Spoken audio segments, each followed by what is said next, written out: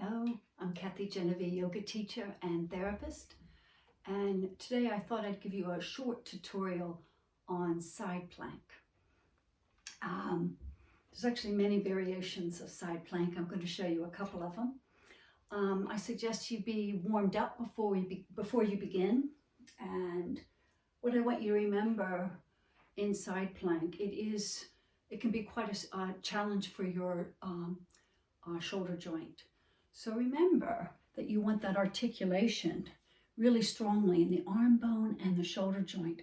So if you just reach behind yourself and interlock your fingers and roll those shoulder bones up, back, and down. And once you get them in the back and down position, just try to take your interlocked fingers apart, but don't allow it to actually happen. Just start to feel what happens in the shoulder joint as you attempt to take the interlocked fingers away from each other. So you want that firmness in your shoulder joint throughout the practice of doing side plank. So maybe you want to look at the video first and then join in as you play it again. So we begin side plank in downward facing dog.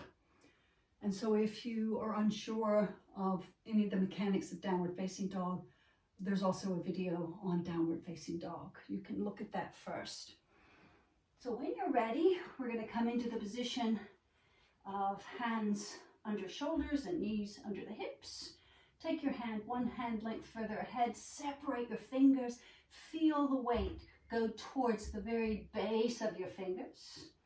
A little bit more towards the inner hand side. That's the thumb and index finger side of your hand. And then flex the toes under. And as you begin to push the floor away, of course you're using your arm strength, but let your legs be employed as soon as possible so you can lift the hips and the knees up with the strength of your legs as well.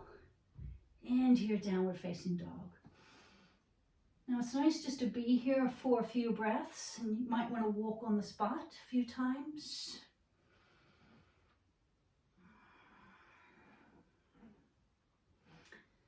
And when you are ready to begin, we shift into a plank pose.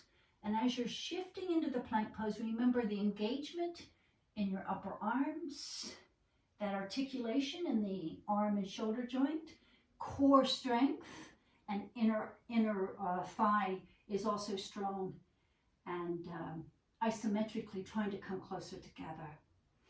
And from this plank position, you can just drop the right knee and begin to swing that right shin and foot out behind you. And then you're going to lift the weight onto the right hand and the right knee. And any little adjustment you want to make with the left leg, which is now the upper leg, you might want to get that more in line with the hand and knee that's on the floor. Just make sure all this feels okay first, and make sure you're feeling that articulation in the shoulder joint. Here, it's good to start to feel a very small little rotation, sort of in a clockwise direction in that shoulder joint. It's very small, where you can really feel that solid articulation and integration. If all that feels okay, you can raise that left arm straight up. And you can begin to breathe a few times where you inhale and stretch that arm over the left arm over the head. Feel the opening and now in the whole upper side of the body. And as you exhale, you can bring that left arm straight up, pointing towards the ceiling again. Inhaling, stretching, and exhaling, coming back to the position where the both arms are lined up, one underneath the other.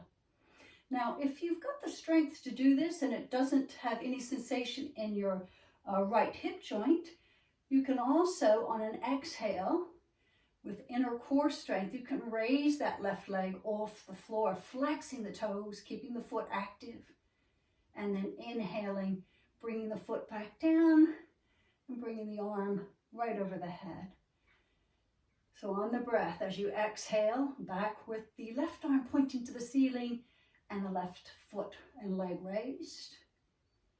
And inhale, feeling that lovely stretch. And just moving on the breath, just a few times like that.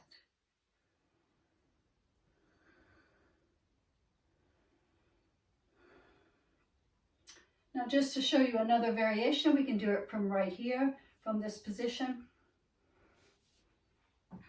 Coming back into downward facing dog. This time as you come into the plank, you're going to keep the legs straight for a moment. Remember, as you roll onto this side, it's really important that you've got that articulation in that shoulder joint. And then you bring the upper leg forward. So this time the opposite leg is bent. And you can see how this is actually, you've got to still keep the integration. It's a full body experience. The head, the chest, and the pelvis are in a straight line. And when you're ready, you come on back to your downward facing dog.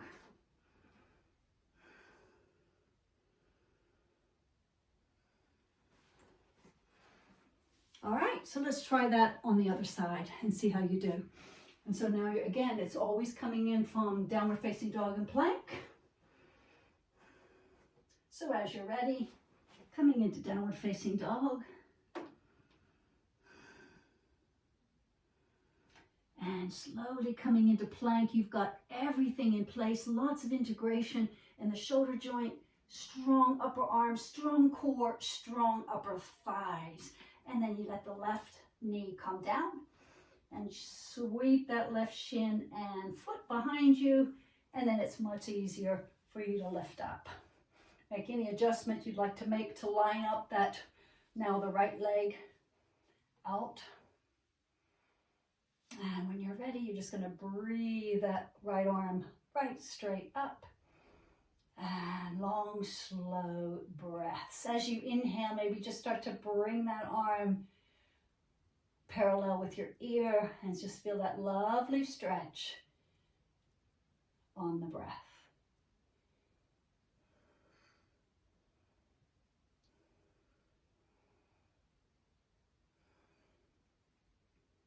Remember, you can always, if you'd like to, on the exhale, raise also. As you bring the arm back, you can raise that right foot, flex the feet so that the toes are trying to point more up to the shins, and then release down.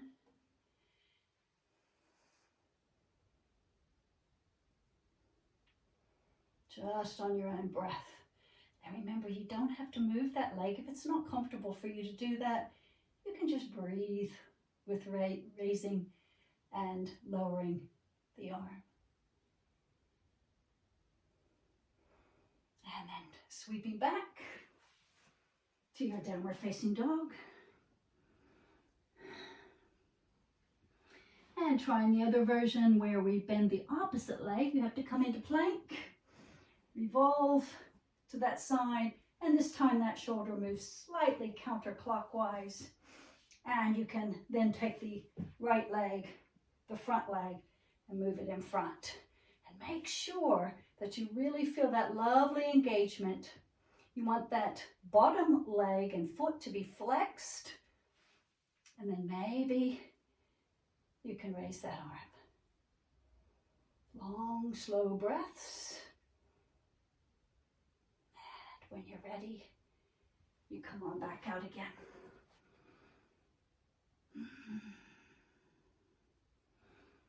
And exhale, knees to the floor and come right into pose of a child. You can have double fists and just rest your forehead right on your fists. Or double hands.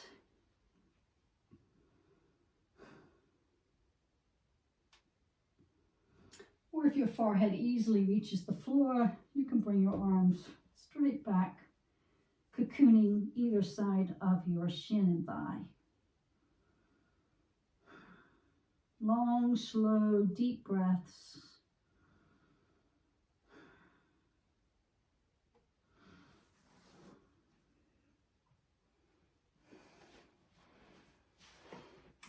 So thank you for joining me. That was side plank and some of its variations.